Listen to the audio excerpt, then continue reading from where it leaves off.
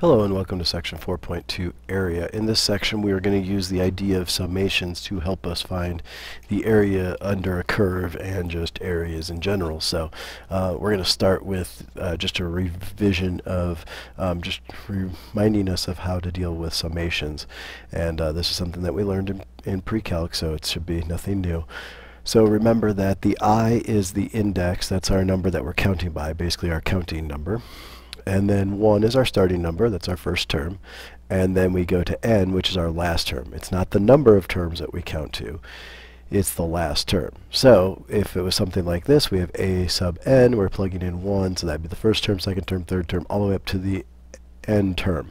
So with n plugged in. So every time with summation you're plugging in, starting with the lowest number and going to the highest number, plugging them in to get the value.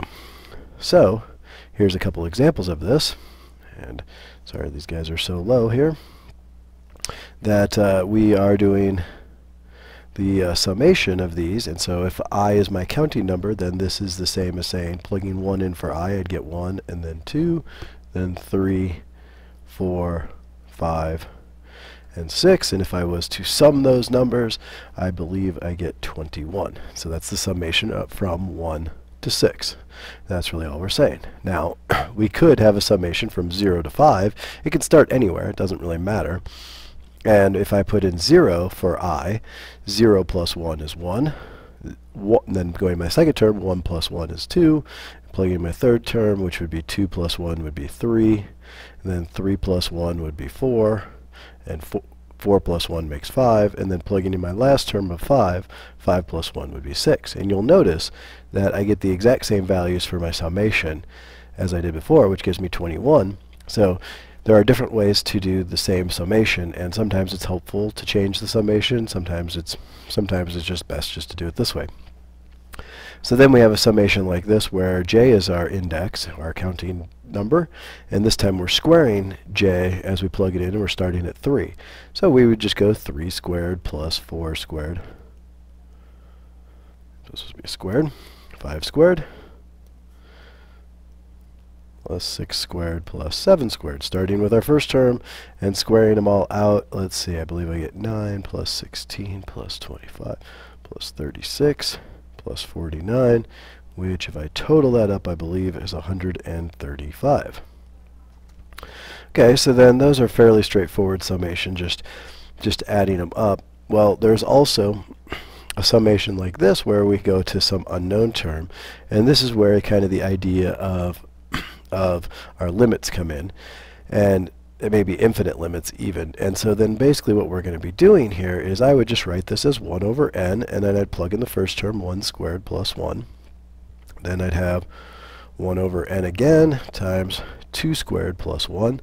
And I'd continue on this pattern all the way up until my last term. Well, my second to last term is going to look like this. It'll show up. That's the part I square plus 1. And then my last term would be 1 over n squared plus 1. So I end up with something that looks like this as my summation. And since we don't know what n is exactly, we're not going to be able to get a total sum for this. But this is basically what we're doing when we're dealing with a value like this. And then this starts dealing with a little bit more what we're going to be when we're trying to find area. And so delta x is a change in x value, a width, and f of x would be a y value, which would be a height. And so now if we're going to be doing some summation, we basically just do f of x sub 1 delta x plus f of x sub 2 delta x, and I'd continue this on all the way up to, f of x sub 5 delta x, and then plus f of x sub 6 delta x. And so that's really what we're doing, and I could have put in my middle terms there. It would probably have been about the same amount of writing, but that's what we're dealing with when we're dealing with summation. Remember, we're repeating the sum of something. So then we have some properties of summations, and you need to make sure that you know these. That if we have a value, some constant k, multiplied by a term, we can factor that k value out and then do the summation around it.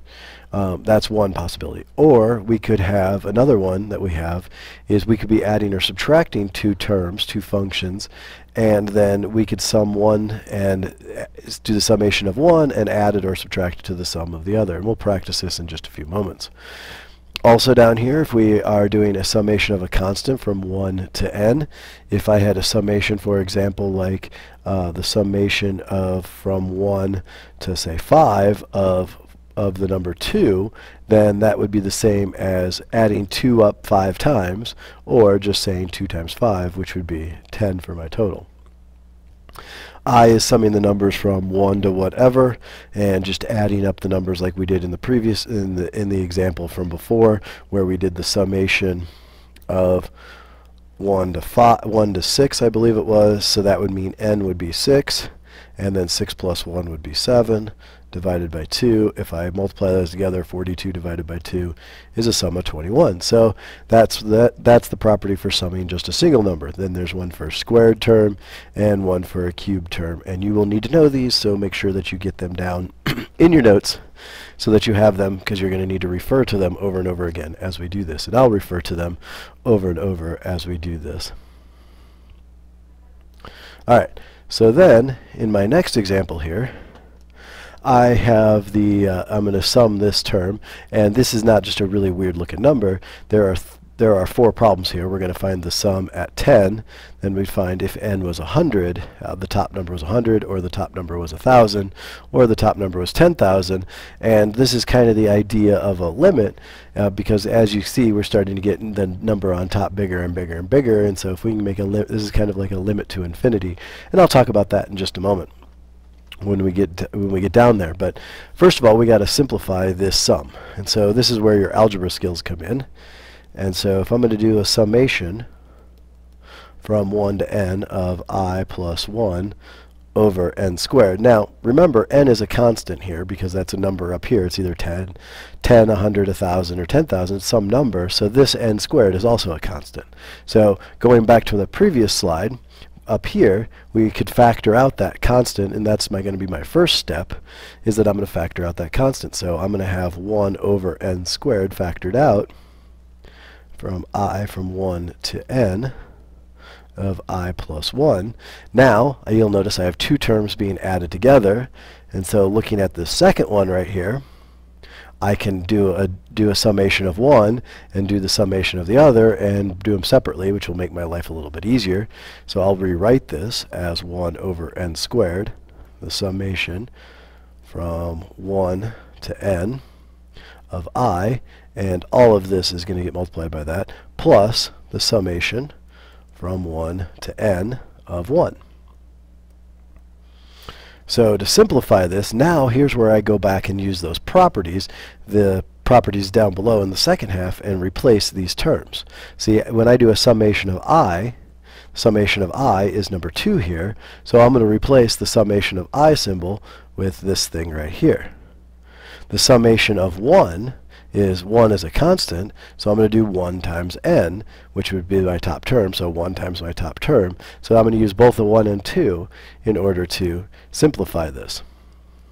So when I simplify this, I'm going to have 1 over n squared, and so now I'm going to use my I, the summation of I, which was n times n plus 1, all over 2, and then the summation of a constant gets multiplied by the top term, so it's 1 times n. And so we have these guys here, and so we can kind of work on getting these together. I would probably make a common denominator, so I multiplied the top and bottom of that one by 2, and so getting my common denominator, I would get a summation, or my summation would turn into something like this, n squared plus n when I distribute, plus my other 2n all over 2, and then if I multiply it by the 1 over n squared, my summation turns into something that looks like that. Well, combining my like terms and factoring out a common term, I have n squared plus 3n over 2n squared. I have an n in common on the top and the bottom. No, I cannot just cancel out the n squareds. So I can factor out an n on the top, and I get n plus 3. And on the bottom, if I factored out an n, I would get something that looked like that. And so now I can cancel out the n's, and this guy right here, n plus 3 over 2n is my summation of that original thing. And so if I'm going to use that, I have n plus 3 over 2n. And so if I make n 10, I could plug it in and say I get 13 over 20. That was putting n into the problem up here, which gives me approximately 0.65. Then if I said, well, what happens if n is 100? Well, that's going to be 103 over 200, which is approximately 0.515. So you might see where this is headed, that now if I say n is 1,000, I'm going to get 1,003 over 2,000, which would then give me 0.5015. And then if I do 10,000, then I would get 10,003 over 20,000, which is getting us even closer to the value that we're looking for. And so you could probably say that this is getting pretty darn close to 2.5. And so what we're trying to get here is that a summation, if we make n really large, then this is just like doing a limit to infinity. So if I did a limit to infinity on this function right here, I'd do the limit as n approaches infinity of n plus 3 over 2n, which if you remember from our previous one, we could rewrite this from section 3.4, we could write this limit as n goes to infinity of, well, I could write n over 2n, and over here then I'd have 3 over 2n, which I could do as a separate limit, and when I do the separate limits on those, I will get 1/2 plus 0, which means that I get 1/2 as my limit, and so that would mean that that's what I'm approaching as n gets bigger and bigger and bigger. So these summations, as the summation gets bigger and bigger, we're getting closer to end behavior and what would actually happen. And so kind of think about that as we're going along through these things, because this is an idea that we're going to be carrying into the next sections. So then here we're talking about if we wanted to find the area of find the area under the curve, and there are two ways to go about it. We could do this by finding the area from using rectangles that the upper corner touches the curve on what we call the right-hand side, and these would be right-hand sums. And so by doing that, those would be my upper corners. And so in order to get those height, you got to think about how tall. So we're going to find the area under this curve. Okay, so let's back up a step. Remember that one of the things we talked about at the beginning of the year is that there were two questions of calculus. One was the tangent line problem, which we did pretty much first semester, and now second semester we're starting with the area of a curve, the area under any curve. And so this is the idea of how we're going to find an area under a curve, is we're going to find the area of rectangles that would match pretty darn close to the curve itself. And so we'll talk more and more about this as we go along, but kind of keep that as in the back of your mind that we're just making rectangles under here. So then you got to think to yourself, how am I going to find the area of a rectangle? Well, if you remember from geometry class, the area of a rectangle is base times height. So we're looking at this shape and we want to draw 5 rectangles under the curve, or we might draw 5 rectangles over the curve, and that would mean that I'm instead of using my right hand rectangles, I'm going to use rectangles that touch on the left hand side, and we'll adjust for that when we get there. But those are our points, those are our height of our rectangle. And so then we got to talk about the width. Well, the width of a rectangle is basically our change in x. So we're going to write this change in x as delta x, and that delta x then is going to be the upper number minus the lower number divided by how many numbers there are, not by 2. That would just be averaging them. We want to divide by how many numbers there are. So let's kind of look at this. If I'm going on my x-axis between 0 and 2, that would mean that's my upper. B would be 2, A would be 1. A would be 0, so it would be 2 minus 0. And how many rectangles did they want me to have? Well, at the beginning here, they tell me we want 5 rectangles. So I would divide by 5. So that means that my change in the width of each one of these rectangles is 2/5. And you can see that by, if I was to make this a little bit bigger, this would be 2/5, 4/5, 6/5, 8/5, 10/5, and even over here is still the same width of each rectangle because we're using the same size and we're going between 0 and 2. So if that's our delta x, now we're going to use summations to help us find the area. Well, the general summation formula for this is that we're going to go from I is 1 to n of f of x sub n delta x, or x sub I, sorry. And so that's x sub I. And so then, if that's what we're dealing with, then we could kind of plug it in that our function, our f of x that was given to us in this problem, was negative x squared plus 5. We just found delta x, and so now we just need to figure out what x sub I is. Well, x sub I, when you're dealing with rectangles that are right-hand, are always going to be the same as your delta x, except for you have to take care of the counting number. So if we're doing right-hand rectangles in this case, we're going to say 2/5 I would be it, because if I put in 2 for I, that would give me 4/5, and which would put me 2 rectangles over, or 3 would be 6/5, and so on. And so that's my counting number. So that's going to go into my x sub I right here. So my summation will look like this. Now n is 5. That's the number of rectangles we're going to use. But this is the general formula. This is the general formula that we're going to be using over and over again. And so my f of x is, well, it's negative x. So x sub I is this 2/5 I squared plus 5. So there's my f of x being replaced with my 2x sub I as my x. And then I end up with times delta x, which is 2/5. Okay, so now now that the hard part is done, getting this set up, we can go ahead, and this is just a lot of algebra to figure out how you're going to simplify this. And so now what you need to know is that the way I'm going to show you guys this is my way of doing it.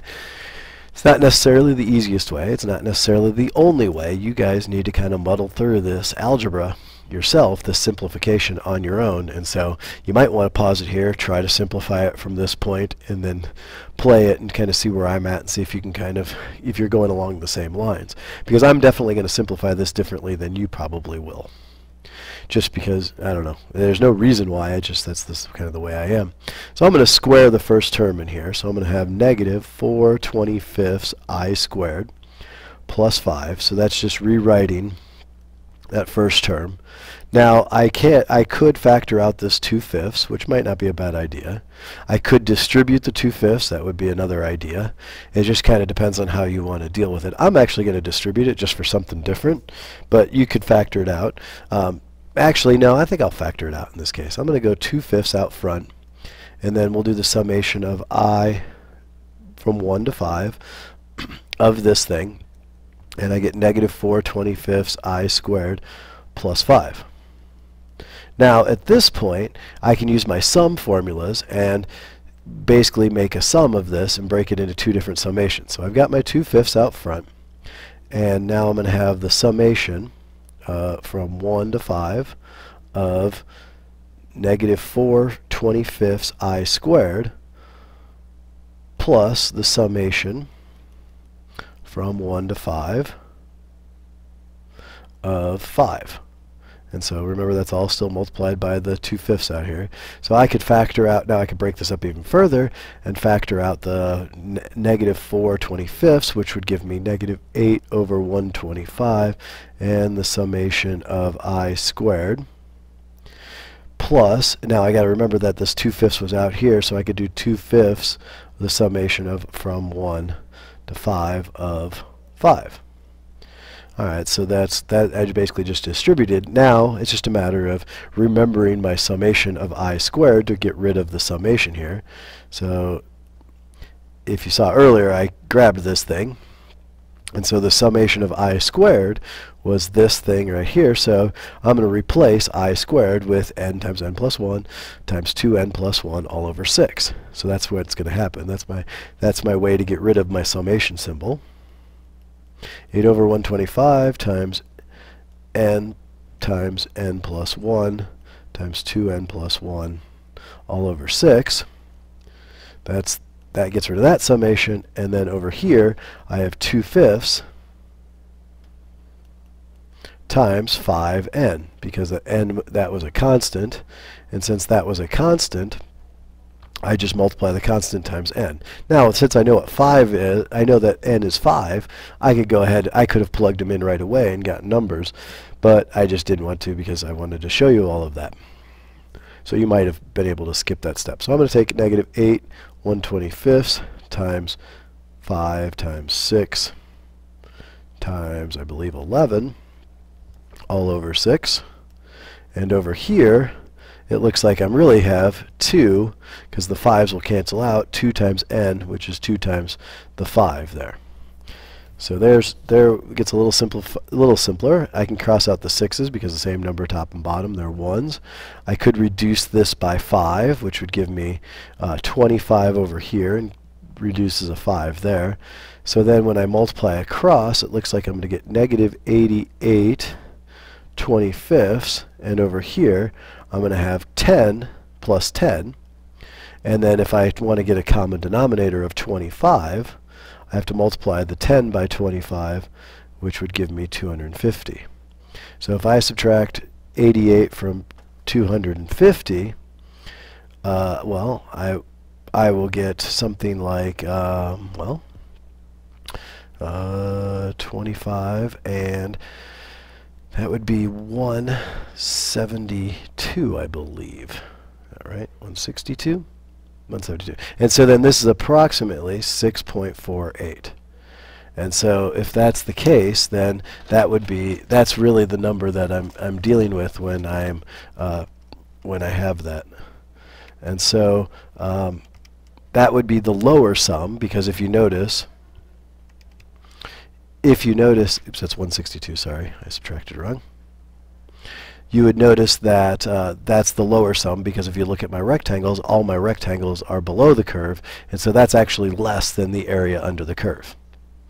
Okay, well then how do we remedy this? Well, we could do rectangles that are above the curve, and then the area will be somewhere between those guys.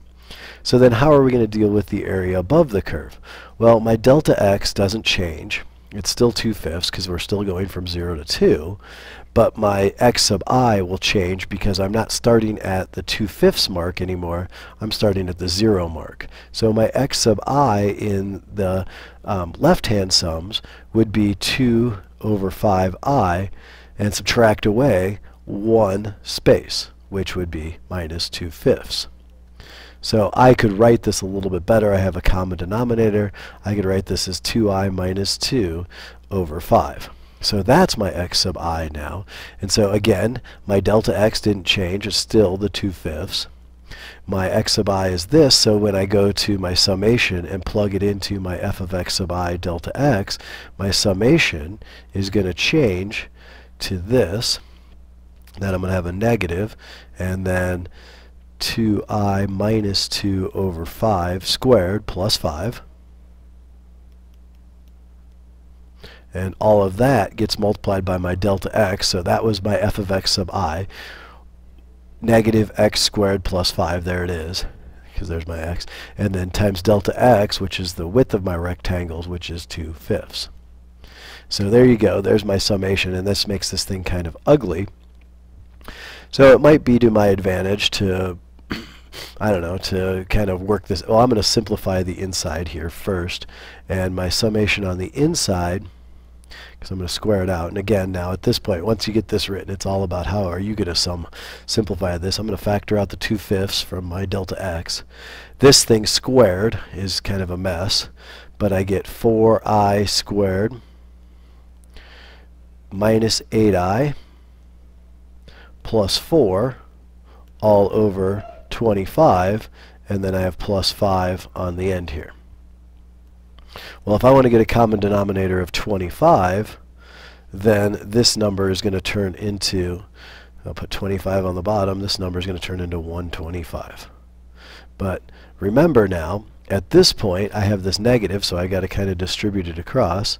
And so like I said, this is where your algebra skills are kind of necessary. that I'm going to distribute that negative, so I'm going to have negative 4i squared plus 8i, and then that'll be minus 4, but I'm going to add on the 125, so it's going to be plus 121 all over 25. So although this is starting to look nastier and nastier as we go through this, it's actually getting better. Because you'll notice here I could factor out a 25, because that's a constant just like we did before. And so I get 2 over 125, and then the summation of that polynomial, which would be negative 4i squared plus 8i plus 121. Alright, so there we go. And so now I can break this into different summations and then use my property that I have sitting down here to help me out. So I'm gonna break this into a couple things. I'm gonna do the couple steps at once here. I'm gonna factor out the negative 4, put it with this term, and then write each sum separately. So I'm gonna do this. So I'm gonna have something like negative 8 over 125 times the summation from 1 to 5 of I squared. So I factored out the negative 4, gave me the negative 8 1/25. Then my next summation, I'm just trying to get my i's by themselves so I can use these properties. Then I'm going to factor out 8, so I'm going to get 16 over 125 times the summation. That's supposed to be a summation symbol from 1 to 5 of I. And then the last one is just, I got to hang on to the 2 over 125, the summation of 121. And that's from 1 to 5. Alright, so now I can get rid of my summations by using my properties that I know. And so I can replace I squared with this thing.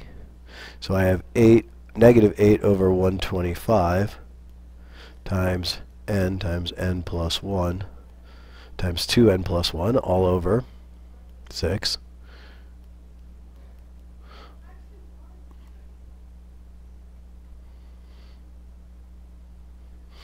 And then on the next one, I'm going to have 16 over 125 times I, which I remember is n times n plus 1 over 2.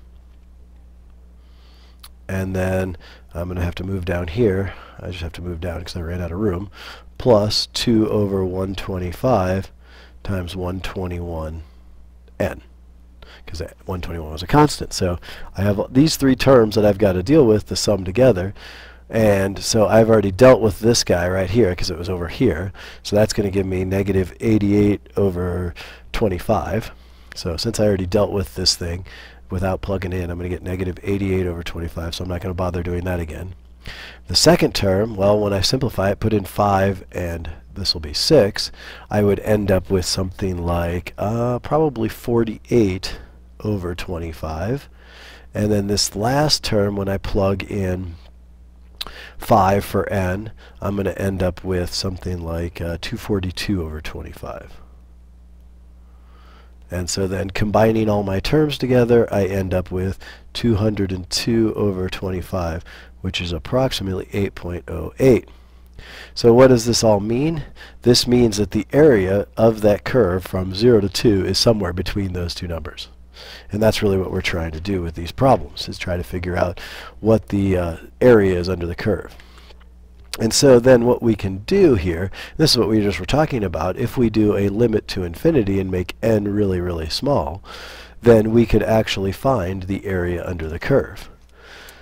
And so that's the whole idea, is that if I make it, instead of having 5 rectangles, maybe have 10 rectangles or maybe 20 rectangles or something like that, we could go about finding that area under the curve.